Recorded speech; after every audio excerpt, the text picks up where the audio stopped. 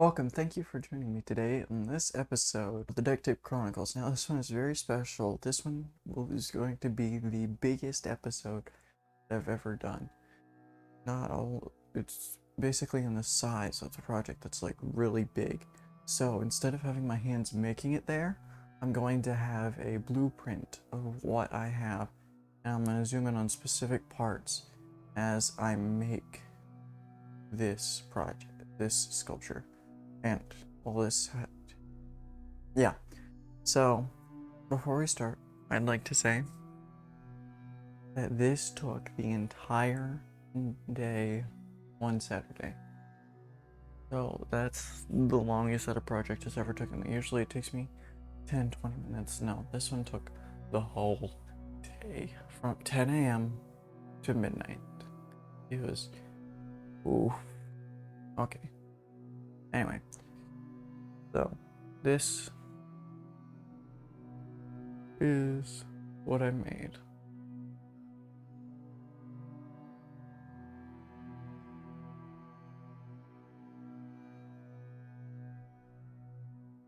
Ta-da! Now, hold on. If you would like to make this, it's basically two parts. The jaw and the head. So, first, I'm going to show you how to do the jaw. So, the head's not in the way. Okay. So, you're going to start by making the base, which is basically the base of the jaw and head. And you're going to use the hat base from this episode.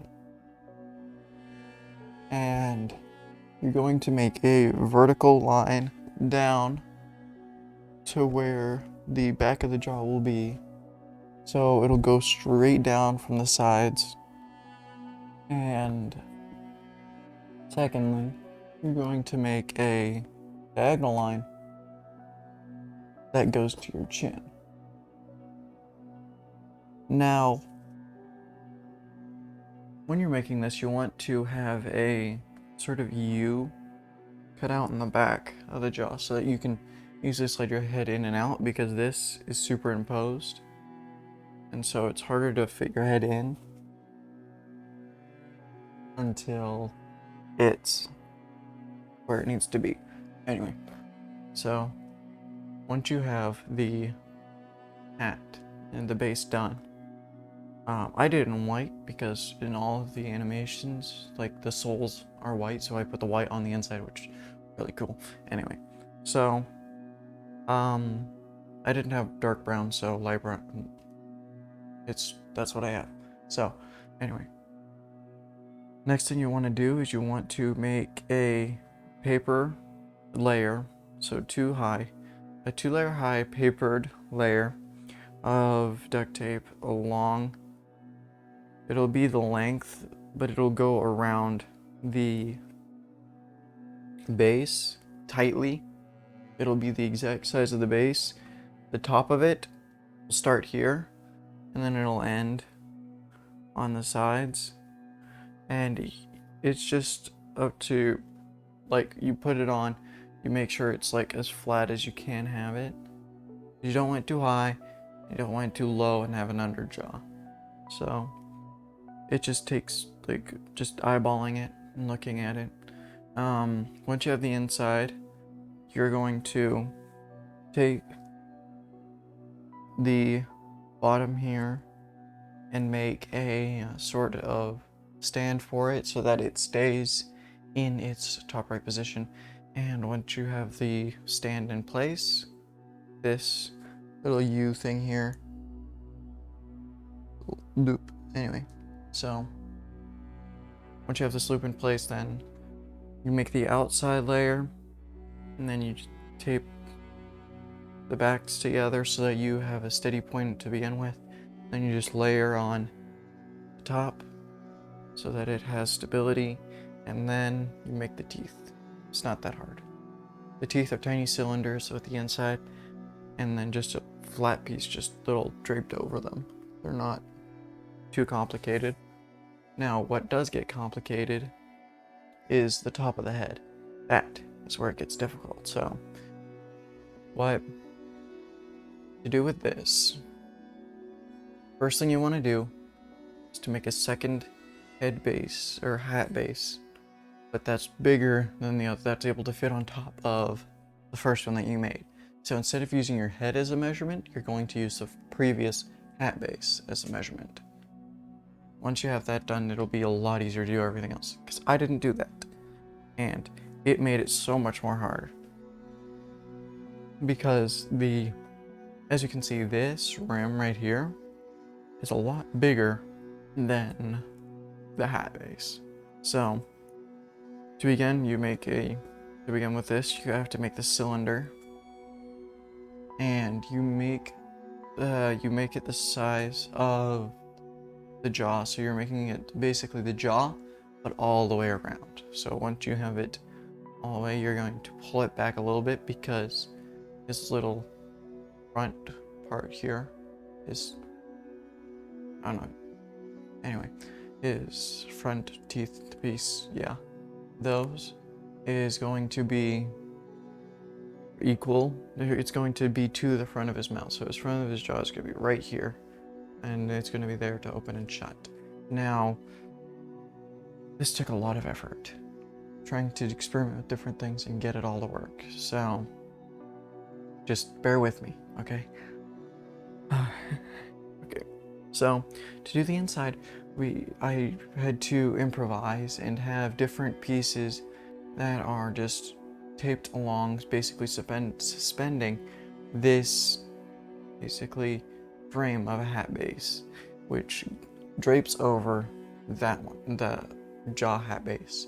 And what it does, it has it on the right side, so it's not too bad. Now this is where, once you have it done and you have the cylinder done, you're going to make basically a hat base, which it's used a lot. I use a lot of the hat base because it's really easy to do. So once you have that, you're gonna make another hat base that goes on the top, makes a sort of dome shape on the top of the hat, and which is, honestly, it wasn't hard. You just may want to layer it up a little bit more, because the ears tend to get a little bit heavy and sink into the hat, but other than that, it's fine. Once you have the top done, you're going to make the front, this, and the way to do that is basically a hat base, but instead of having it be a dome, you're going to have one a lot tighter than the other. So it'll create a cylinder, and then when you're actually putting on the inside, putting on this, you're wanting it to create this sort of bump figure. So it's a unique shape, one that it took me a while to perfect. So the cheeks are just tiny hat bases taped on. Like, you can see the tiny cylinder, or the tiny dome. It's not hard to do those. They're same on both sides. This hat is the exact same design from the top hat video, which I will have right there. The ears, I had to change the design from on the blueprint, because it was too heavy, way too heavy. So what I had to do was I had to take duct tape, roll it sticky side out very tightly, and press it along the outside of the ear, and then tape over it, and then have black on the inside, and just trying to make it as tight as possible. So there's that. The nose is a cutout hat base, so it's a hat base that was cut in half, and the eyebrows and eyes are just cut out pieces of duct tape with rolled double sticky on the outside, just on the back of it, keeping it on. And the hat is held on with not double-sided, but one, the rolls that are sticky side out. So that's basically it. I mean, on the inside, there's the supports and stuff. There's a whole bunch of randomness on the inside because it doesn't matter what's on the inside. Only you're seeing the inside. So, yeah. What I'm going to do is I've got this, and I thank you for watching today's episode. This took me a whole lot of time and effort to actually put on and make, so I would like to thank you very much for joining me today. And if you would like to see another member of the Five Nights at Freddy's cast, namely Foxy, please leave a like in this video. If we reach 150 likes, that's my goal. If we reach those 150, then I will make Foxy. So please like this video and subscribe if you want to see more of this and be updated when a new video comes out. And please leave a comment of what I could have done better, what you like of my videos.